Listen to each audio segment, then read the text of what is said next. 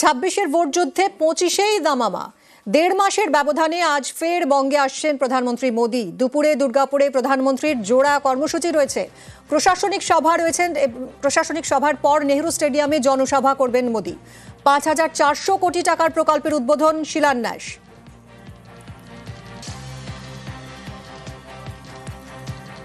আজ প্রধানমন্ত্রী মোদীর কর্মসূচি রয়েছে। জোড়া সভা করবেন আজ দুর্গাপুরে। বঙ্গ সফরে আসছেন আজ প্রধানমন্ত্রী মোদী। কথা বলবো অর্পণের সঙ্গে। অর্পণ, আজ দুটো সভা রয়েছে প্রধানমন্ত্রী মোদীর। তার আগের প্রস্তুতির ছবিটা দফায় দফায় বিজেপি নেতা নেত্রীরা পরিদর্শন করে গেছেন। এই মুহূর্তের ছবিটা ঠিক কি? দেখো, এই মুহূর্তে একেবারেই দুর্গাপুরের যে নেহেরু স্টেডিয়াম, যেখানে সভা করবেন নরেন্দ্র মোদী প্রধানমন্ত্রী, সেখানে কিন্তু একেবারেই শেষ মুহূর্তের প্রস্তুতি চলছে। কারণ দুটি মঞ্চ তৈরি করা হয়েছে। আমি যেখানে এই মুহূর্তে দাঁড়িয়ে রয়েছি দুর্গাপুরের নেহেরু স্টেডিয়ামে, এই মঞ্চ থেকে কিন্তু সরকারি অনুষ্ঠান রয়েছে এই মঞ্চে, এবং তার পাশেই আমি যেখানে দাঁড়িয়েছি ঠিক তার পাশেই আরও একটি মঞ্চ তৈরি করা হয়েছে, যেখানে দলীয় কর্মসূচি রয়েছে, অর্থাৎ যেখান থেকে জনসভা করবেন প্রধানমন্ত্রী নরেন্দ্র মোদী। এবং এই দুটি মঞ্চ কিন্তু ইতিমধ্যেই কিন্তু তৈরি হয়ে গেছে, এবং মূল মঞ্চ যেখান থেকে নরেন্দ্র মোদী প্রধানমন্ত্রী তিনি বক্তব্য রাখবেন, সেই মঞ্চের কাজ প্রায় শেষ। এবং গোটা এলাকা, অর্থাৎ যে স্টেডিয়াম দুর্গাপুরের গোটা এলাকা কিন্তু ত্রিস্তরীয় নিরাপত্তার চাদরে মুড়ে ফেলা হয়েছে, এবং রাস্তাঘাটে একেবারে ঝাঁ চকচকে। কারণ যে পথ দিয়ে তিনি প্রবেশ করবেন সেখানেও কিন্তু সাজানো হয়েছে, অর্থাৎ কাট আউট হোর্ডিং দিয়ে গোটা শহরকে কিন্তু সাজিয়ে তুলেছেন এখানকার কর্মীরা যারা রয়েছেন।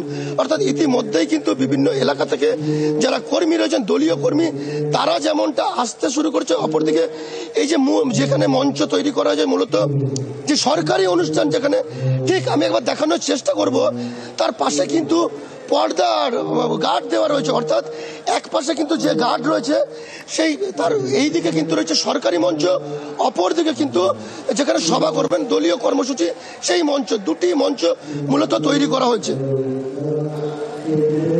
ধন্যবাদ অর্পণ। একাধিক প্রকল্পের শিলান্যাস করবেন আজ, উদ্বোধন করবেন প্রধানমন্ত্রী মোদী। বাঁকুড়া ও পুরুলিয়ায় সিটি গ্যাস ডিস্ট্রিবিউশন প্রকল্পের শিলান্যাস করবেন, যে খাতে বরাদ্দ 1950 কোটি টাকা।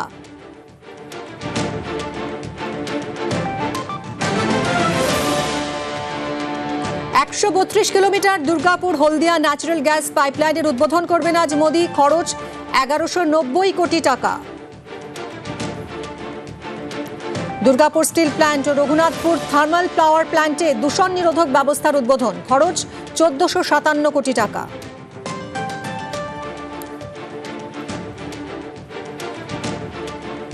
পুরুলিয়া কোটশিলা 36 কিলোমিটার ডাবল লাইনের উদ্বোধন। খরচ 390 কোটি টাকা।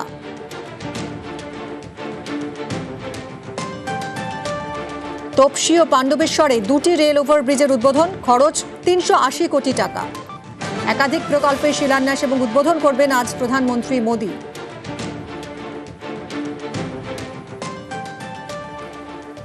26-এর ভোট যুদ্ধে 25-এই দামামা। 1.5 মাসের ব্যবধানে আজ ফের বঙ্গে আসছেন প্রধানমন্ত্রী মোদী। দুপুরে দুর্গাপুরে প্রধানমন্ত্রীর জোড়া কর্মসূচি রয়েছে।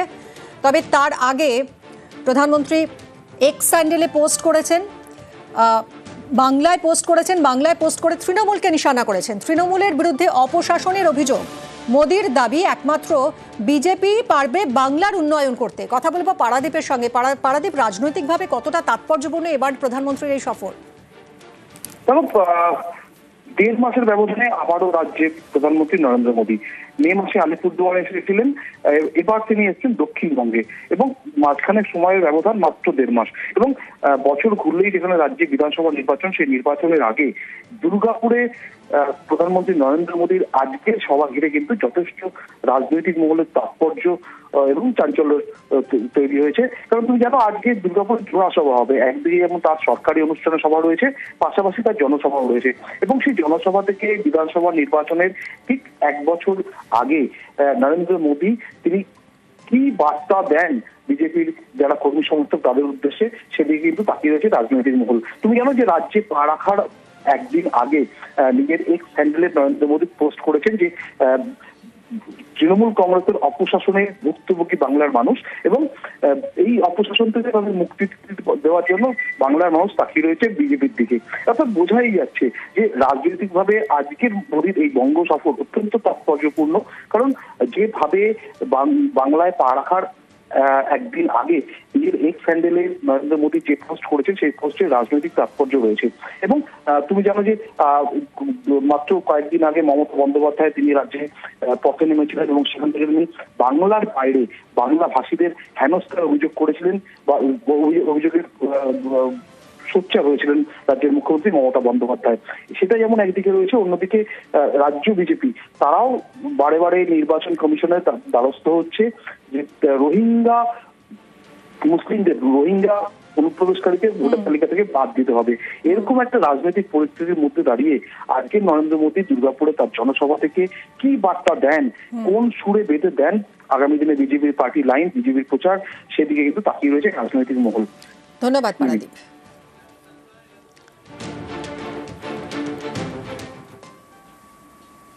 আজ বঙ্গ সফরে আসছেন প্রধানমন্ত্রী মোদী, জোড়া সভা রয়েছে তার দুর্গাপুরে। এরই মধ্যে বঙ্গ রাজনীতিতে একটা প্রশ্ন ঘোরাফেরা করছে, দিলীপ ঘোষ কি থাকছেন?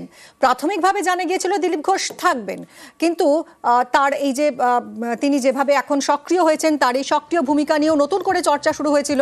তবে শেষ মুহূর্তে অন্য জল্পনা শুরু হয়েছে, মোদীর সভায় না দিলীপের। আগের অবস্থানেই দিলীপ ঘোষ, আজ মোদীর সভায় থাকছেন না দিলীপ। শ্রমিক জামানায় পুরনোদের গুরুত্ব বাড়ার আশ্বাসে কি তাহলে ধাক্কা? এই প্রশ্নটা উঠছে।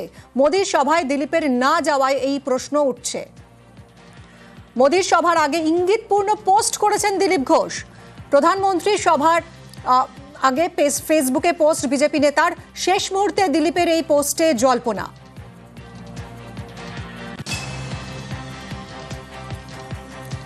এদিকে বিজেপির আর এক প্রাক্তন সভাপতি সুকান্ত মজুমদার তিনি দাবি করেছেন কেন্দ্রীয় নেতৃত্বের তলবে আজ দিল্লিতে যাচ্ছেন দিলীপ, মোদীর সভায় তাই তিনি থাকবেন না, দাবি সুকান্ত মজুমদারের।